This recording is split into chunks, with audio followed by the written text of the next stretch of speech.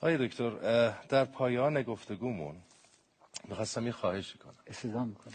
یک حکایتی رو شما، من بارها و بارها این رو دیدم در فضای مجازی، از مولانا دارین و روایت میکنین در واقع که شخصی میره پیش شخص دیگری گندم از او میخواد. خیلی به نظرم زیباست و شما خیلی زیبا بیانش میکنید. اگر خسته نشدید این رو برای ما بگید. بزرگواری. که همه لذت ببریم. بزرگواری. چون خیلی زیباست. داستانی است که مرحومه پروین اعتصامی اشاره میکنه. در جای هم مولانا مشابه این داستان رو داره. در حقیقت دو داستان در یک فضا و در یک قالبن که ایام قحطی بود، زمین ها بایر بود، خشکسالی بود. کشاورز رفت پیش آسیابان یک مقداری گندم رو قرض کنه و برای سد جوع بچه هاش استفاده کنه.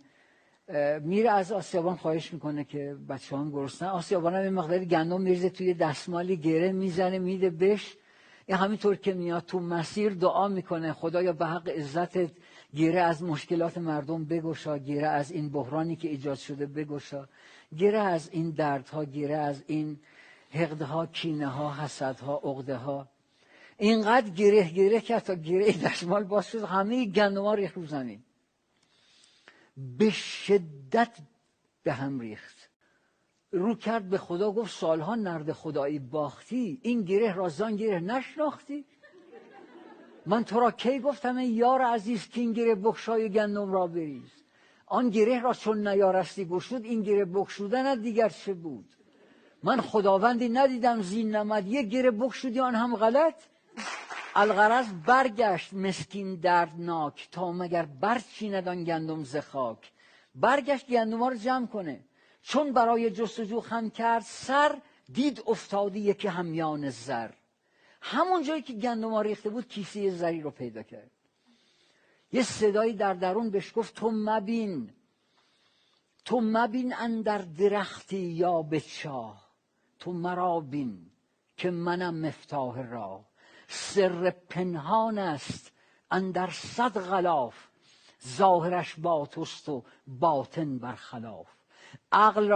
عقل را خود با چنین سودا شکار، کر مادرزاد را سرنا شکار.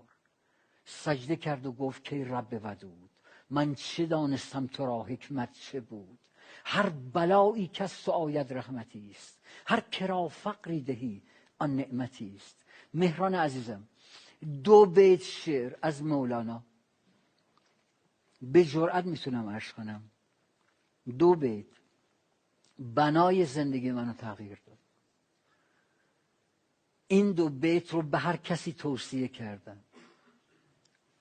میگه هر لحظه که تسلیمم در کارگه تقدیر، آرامتر از آهو بی باکترم از شیر. هر لحظه که میکوشم در کار کنم تدبیر، رنج از پی رنج آید، زنجیر پی زنجیر.